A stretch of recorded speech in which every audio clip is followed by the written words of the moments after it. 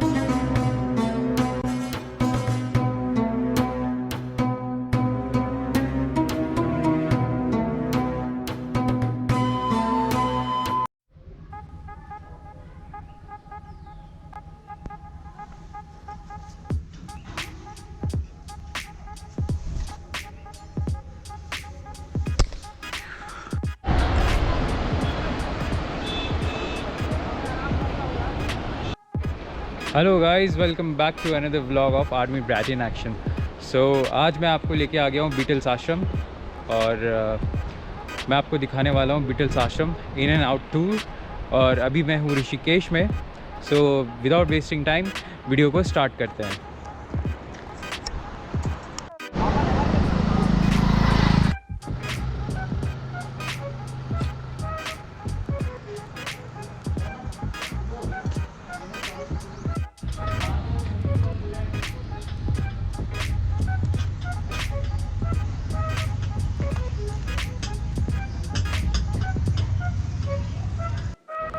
So guys, अभी हम लोग आश्रम के एंट्री पे खड़े हैं और ये आश्रम का एंट्री है जो आप मेरे पीछे देख रहे हो।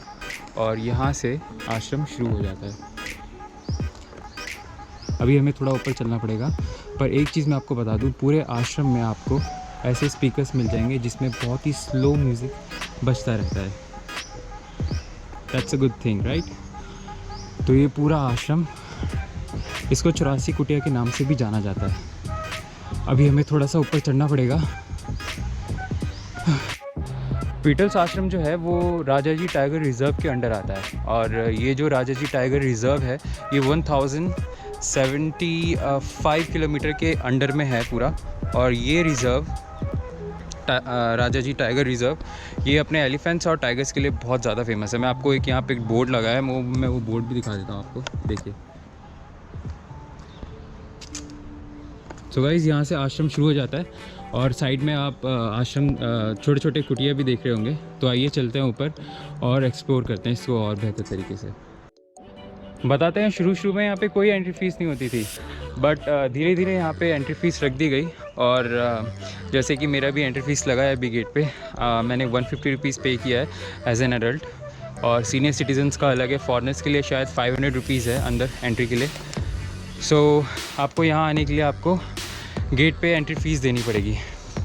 सो देखिए गाइस, यहाँ से शुरू हो गया एक कुटिया और अभी मैं ऊपर चढ़ के आ गया हूँ। अभी धीरे धीरे हम लोग और ऊपर चलेंगे।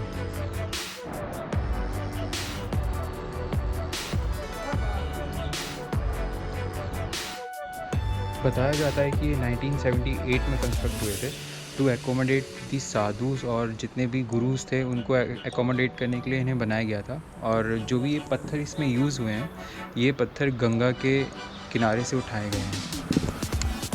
आइए अंदर चल के देखते हैं। ये इसका एंट्री गेट है।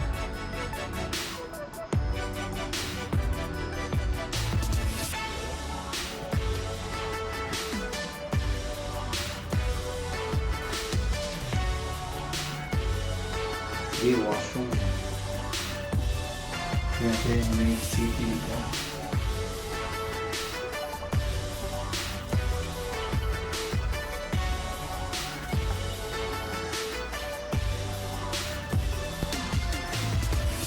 और ये जो सीढ़ियाँ हैं ये ऊपर जाने के लिए बनाई गई हैं, यहाँ से ऊपर जा सकते हैं।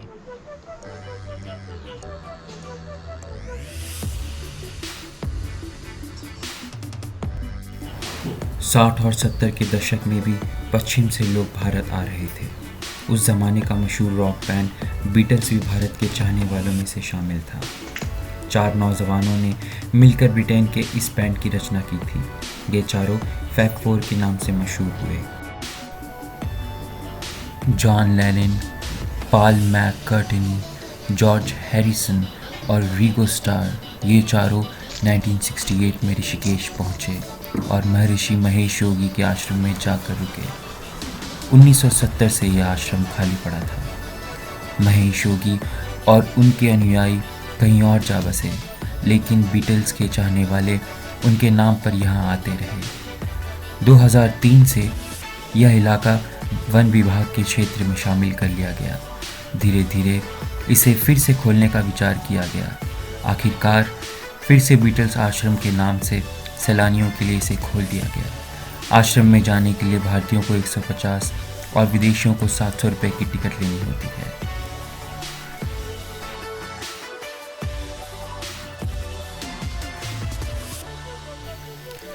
यह जगह लोकल लोगों के द्वारा 84 कुटिया के नाम से भी मशहूर है।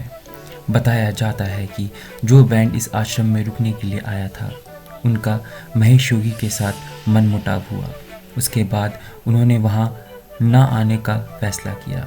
ऐसी कहानी प्रचलित है कि रिगो स्टार के आश्रम में परोसे जाने वाले मसालेदार खाने से आपत्ति थी, तो जॉन लेनिन को महेश योगी का ब्रह्मचर्य एक ढोंग लगता था। हालांकि जॉर्ज हैरिसन इस जगह से इतने प्रभावित हुए कि उसके बाद भी वह भारत कई बार लौटे। उन्होंने न केवल योग सीखा, बल्कि पंडित रविशंकर से सितार वादन भी सीखा। 18 एकड़ में फैले इस आश्रम में इस बैंड के सदस्यों ने जितना वक्त बिताया, वह उनके करियर के लिए काफ़ी अहम साबित हुआ। यहीं पर उन्होंने कई ऐसे गीत लिखे जो बाद में सुपरहिट साबित हुए।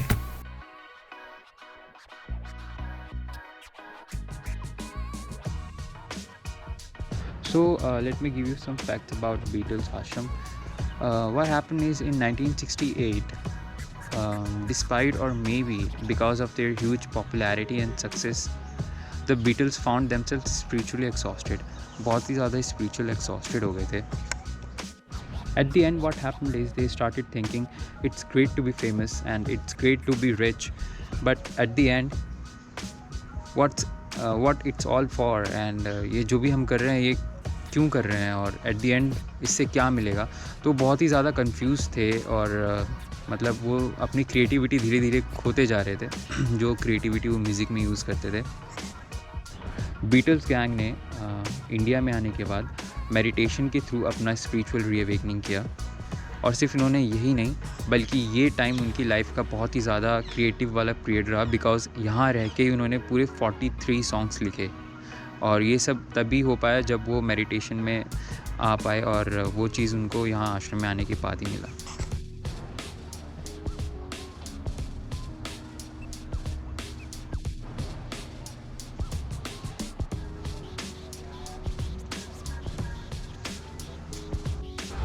मेरे पीछे जो आप देख रहे हैं ये महेश योगी जी का घर है, जो पूरे मूवमेंट के स्पिरिचुअल हेड थे। और चलिए मैं आपको एक टूर देता हूँ पूरे घर का। और ये घर यहाँ पे सबसे बड़ा घर है।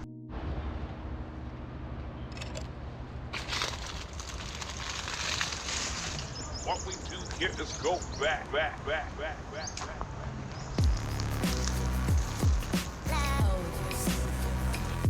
पूरे आश्रम में ये सबसे बड़ा घर है, बिकॉज़ ये गुरुजी का घर था जो पूरे मूवमेंट के लीडर थे, और उन्होंने योगा को पूरे इंटरनेशनली प्रेजेंट किया।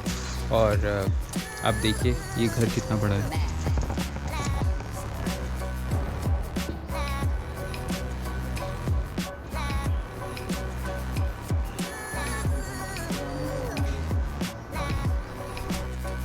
ये जो रास्ता है ये ऊपर छत को जाता है। चलिए छत पे चल के देखते हैं एक बार। ये सीढ़ियाँ बनाई हुई हैं। इमेजिन करके देखिए घर कितने साल पुराना है।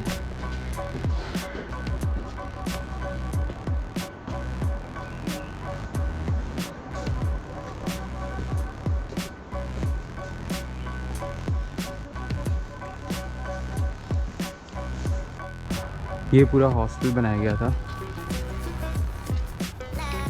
देखिए कितना बड़ा हॉस्टल है।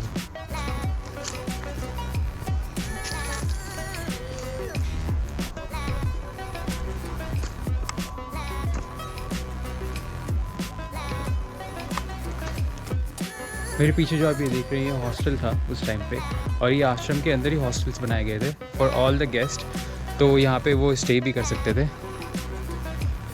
और चलिए अंदर चल के देखते हैं इसके rooms.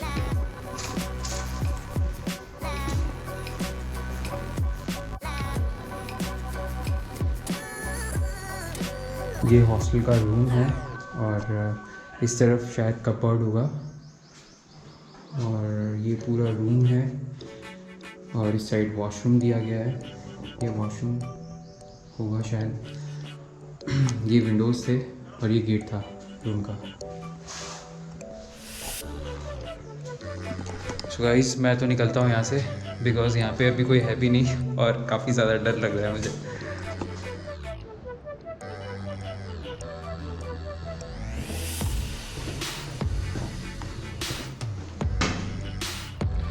So we have our foreign guest in the ashram, and I have two beautiful ladies with me. So let us ask how they're experiencing in the ashram. Hello. Hi. Hi, So what's your name? Melissa, Melissa, and what's your I'm name? Carol from Taiwan. Okay, Taiwan. and I'm from South Africa. Okay, nice. Yeah. So how long you here in Rishikesh? For a month, we're doing yoga teacher training. Okay. Sorry. No problem. Sorry. You have visited this Beatles ashram, right? Yep. Yeah. So do you know of the importance of this ashram and the history of this ashram? I know a little bit of the history of the ashram. Okay. It's sad that it burnt down. I think it's a little bit sad to see that the government's taken it back and they don't seem to be taking much care of it. Yeah. So it's a little bit sad. I was a Yeah. little bit disappointed in that it looks so unloved. But you can imagine that this was the most incredibly beautiful Yeah. place. Obviously. Yes. Yeah. So thank you so much for your time, and have a nice. Pleasure. Thank you. Thank you. So जैसा कि उन्होंने बताया आश्रम तो बहुत ही ज़्यादा अच्छा है, बट इसको सीरियसली मेंटेनेंस की बहुत ज़्यादा ज़रूरत है। तो अगर ये वीडियो गवर्नमेंट ऑफ इंडिया देख रही है तो भाई अब तो कर लो यार मरम्मत इस बिल्डिंग की। और यार कुछ बिल्डिंग्स तो यहाँ पे इतने ज़्यादा खंडर हो रखे हैं, मैं आपको दिखाता हूँ। ये देखिए वहाँ से लेकर और यहाँ तक जितनी भी बिल्डिंग्स हैं ये बहुत ही ज़्यादा खंडर हो गई हैं और ये कभी भी गिर सकती है। और यहाँ पे बोर्ड भी लगाया हुआ है, building is unsafe, entry prohibited. पूरी बिल्डिंग्स में पूरे आश्रम में इतनी प्यारी प्यारी पेंटिंग्स बनाई है ना आर्टिस्ट ने। मैं आपको दिखाता हूँ, एक पेंटिंग मैं आपको दिखाता हूँ, बहुत ही प्यारी लग रही है। Look at this painting,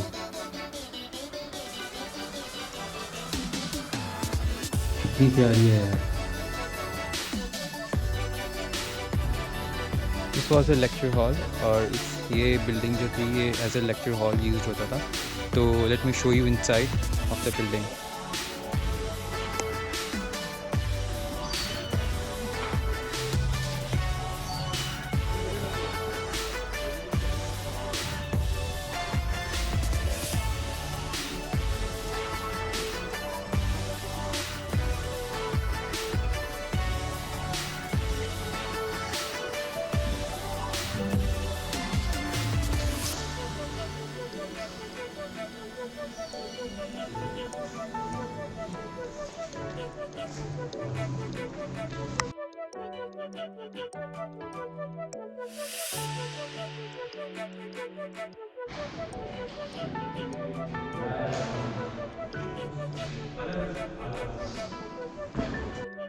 The first edition of world famous book Science of Being and the Art of Living जो महर्षि महेश योगी जी ने लिखी थी वो यहीं पे पब्लिश हुई थी।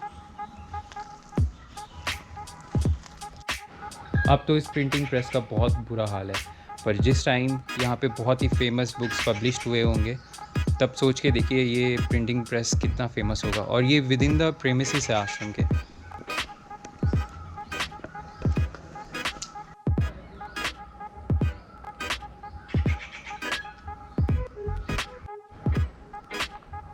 यहाँ पे एक और खूबसूरत सी पेंटिंग बना दी गई है। एक्चुअली मैं बताऊँ, मुझे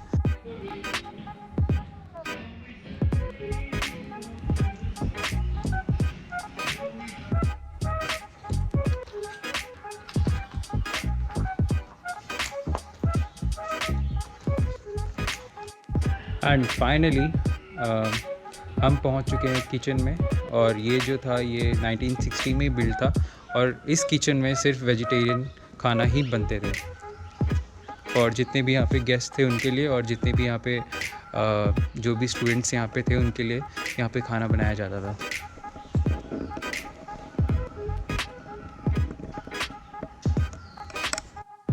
इस बिल्डिंग की हालत इतनी ज़्यादा ख़राब है कि एक बहुत बड़ा पेड़ इसके अंदर गिरा हुआ है, पर इसको उठाने वाला कोई नहीं है। ये किचन के अंदर का एरिया है और ये पूरा किचन था। This was the kitchen area. शायद जगह थी जहाँ पे खाना वगैरह सारा बनता होगा। यहाँ पे छोटे छोटे चिमनी बनाए गए हैं, ये चिमनी लगे हुए हैं, देखिए।